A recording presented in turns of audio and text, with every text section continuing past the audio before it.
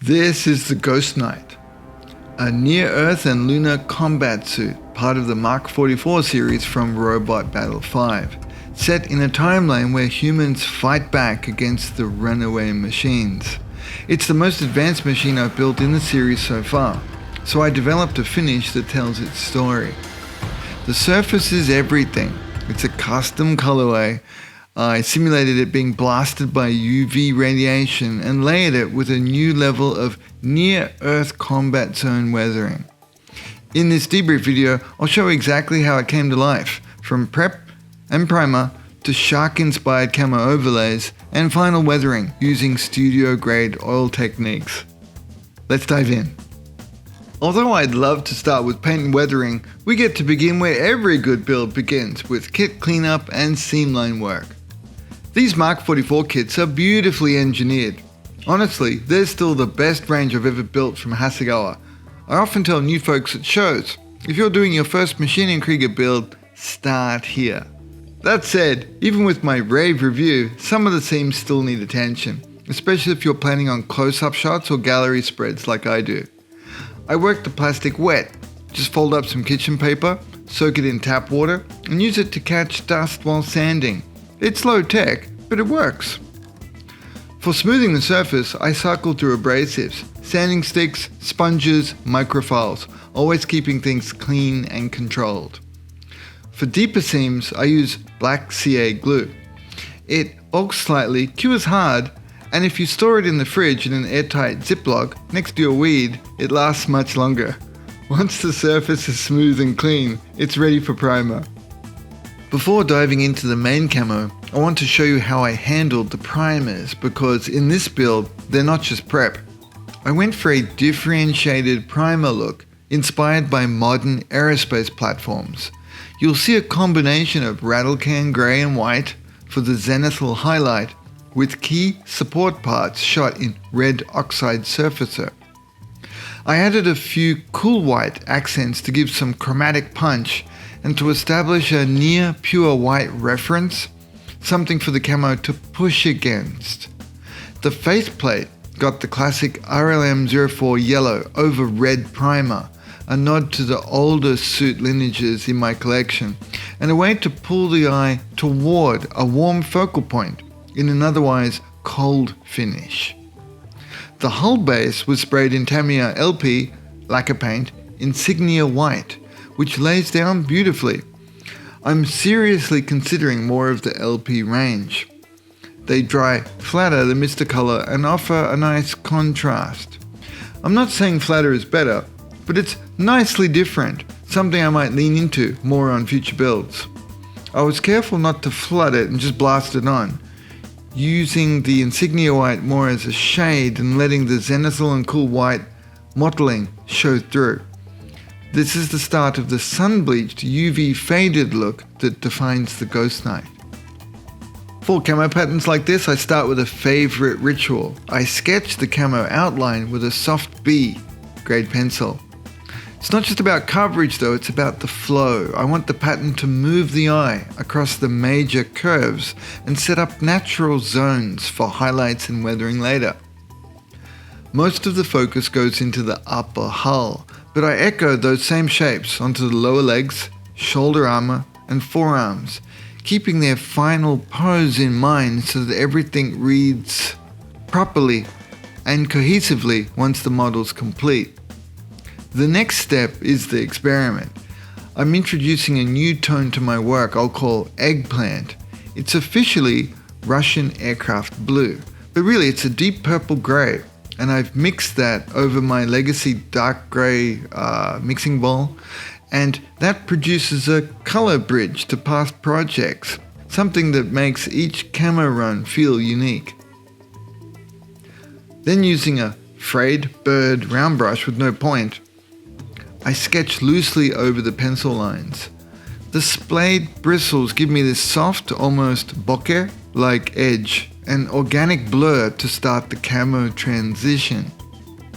Then I go in with the main dark camo color, a 50-50 mix of RLM black grey and that eggplant paint, and freehand airbrush it along the outline. I let the overspray feather into the lighter base on purpose.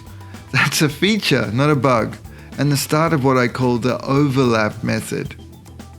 To build dimension, I tint that dark mix with a bit of the light base color and spray it into the upward facing surfaces to simulate that early UV bleaching.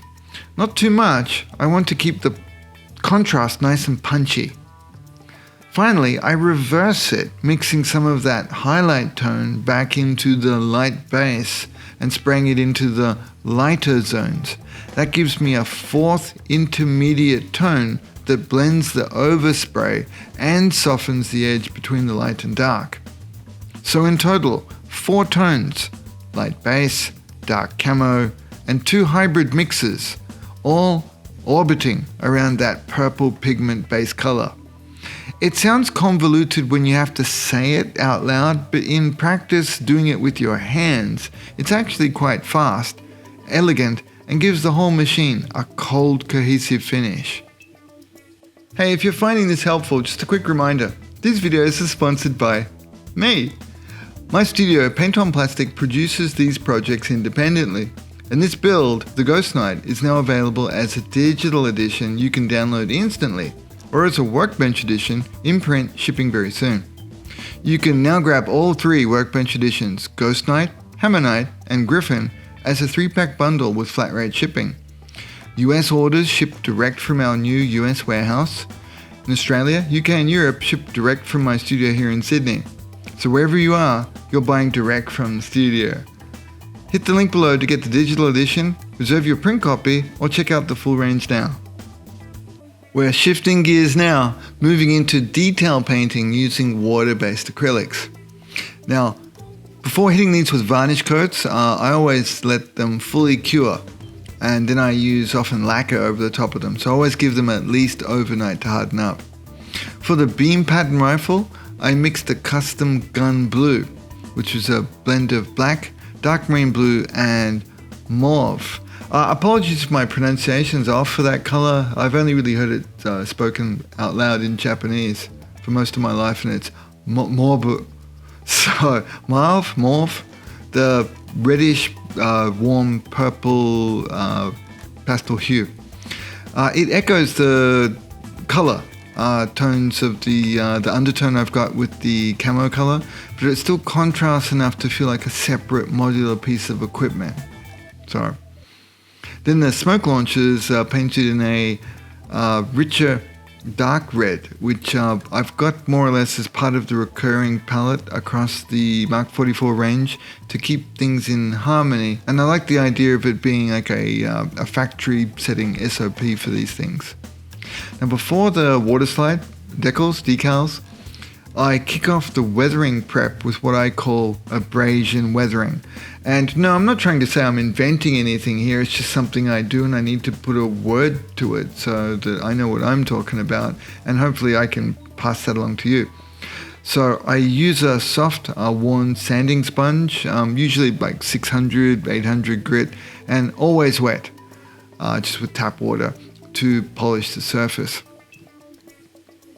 I target raised edges and high traffic areas to subtly expose lighter layers of paint underneath, white from the base or lighter camo tones to suggest that sun bleaching and paint wear. I also focus on spots where I know and pre-plan the larger decals will go, like the shoulder numerals or spade card markings, giving those areas a gentle buff to ensure everything will go on from there smooth. Then I spot in some GX100 Super Clear 2 by Airbrush, just in the zones where the decals will land. I let that harden for a few hours before applying those water slides. Of course, we can use any decal setting solutions that we like, but I've found that the Mr. Mark Setter and Mr. Mark Softer tend to work a little better with the Hasegawa water slides than the microscale stuff does. But really, you do you. Once the decals are dry, usually a few hours to overnight, I seal them in with more GX100, typically in multiple passes. This gives the film enough depth to fully blend into the surface. After the finish cures, again temperature dependent, I'll gently wet sand it back with the same sponges to make sure the film edges completely disappear. It's not essential, but I like to go the extra mile on large water slides, especially ones with Hasegawa. The transfers can be a bit thick, and blending them in gives that painted on look that I'm always really after, especially for the big unit markings across the shoulders, chest and upper head areas. Okay, before diving into the final weathering, I want to show you a small fail.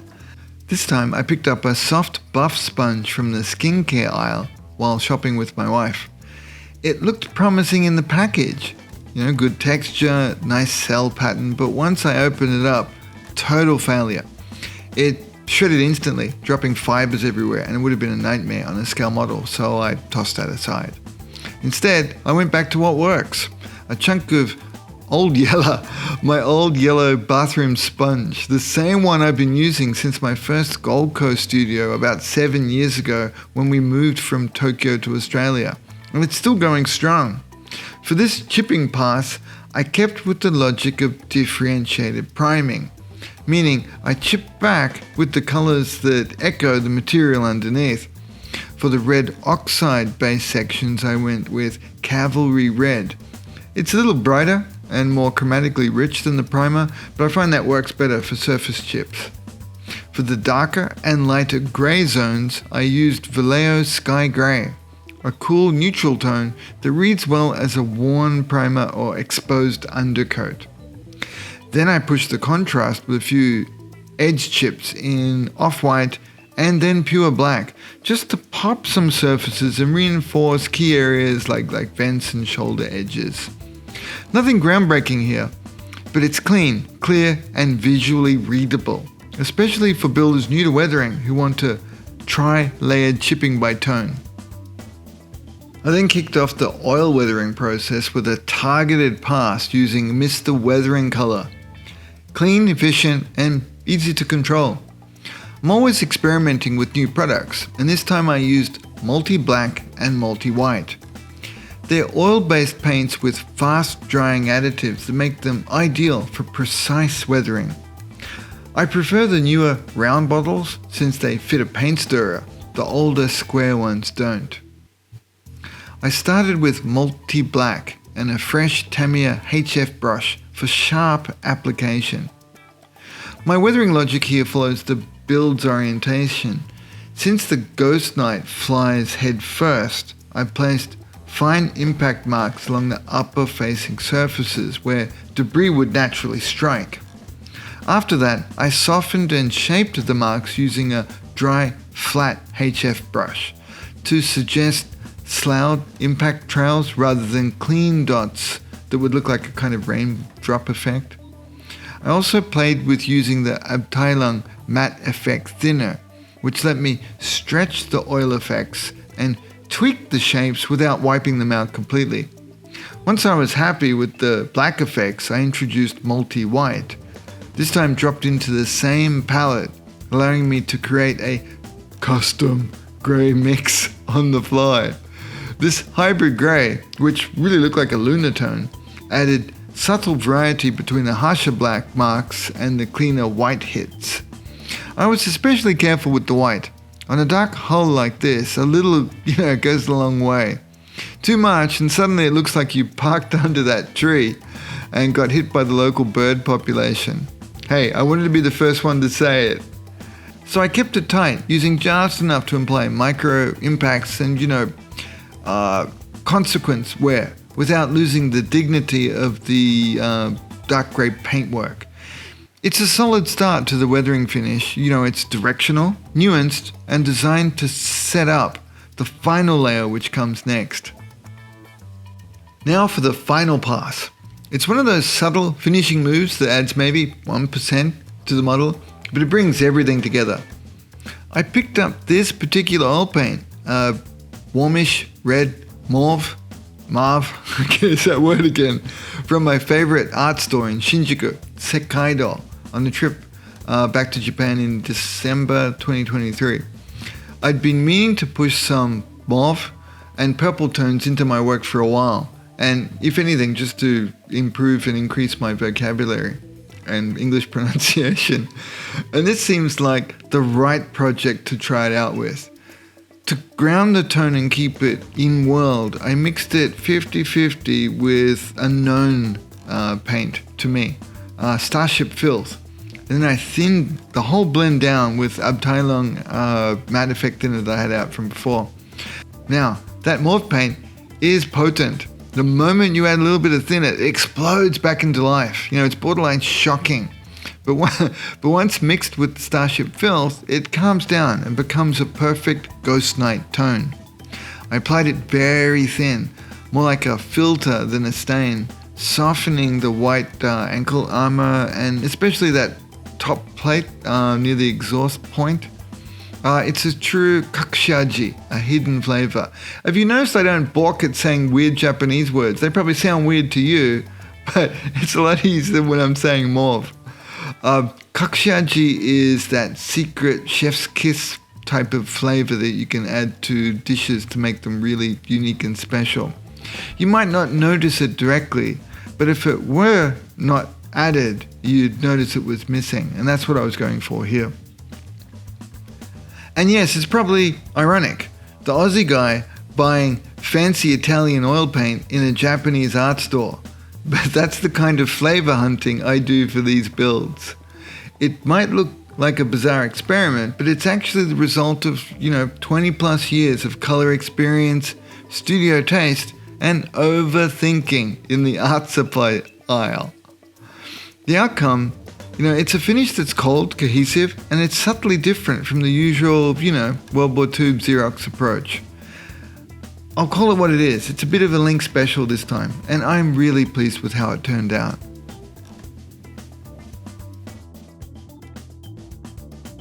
And that's the Ghost Knight. From raw plastic to an iconic, cold, and calculated space warfare Ma.K44 finish with a unique flavor twist.